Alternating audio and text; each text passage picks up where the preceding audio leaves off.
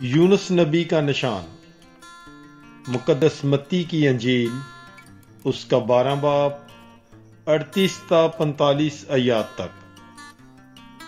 तब फकीयों और फरीसियों में से बाज उससे मुखातब होकर कहने लगे कि ऐ उस्ताद, हम तुझसे एक निशान देखना चाहते हैं।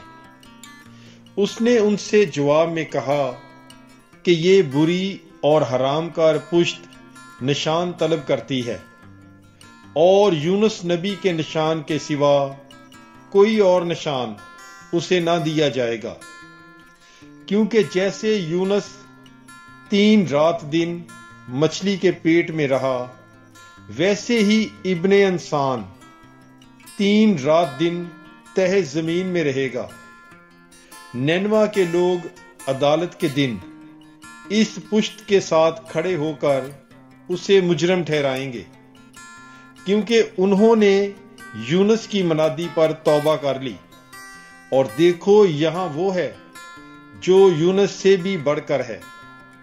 जनूब की मलका अदालत के दिन इस पुश्त के साथ खड़ी होकर उसे मुजरम ठहराएगी, क्योंकि वो जमीन के किनारे से सुलेमान की हिकमत सुनने को आई। और देखो, यहां सुलेमान से बढ़कर है। जब नापाक रूह आदमी में से बाहर निकल जाती है तो बेआब जगहों में आराम ढूंढती फिरती है और नहीं पाती।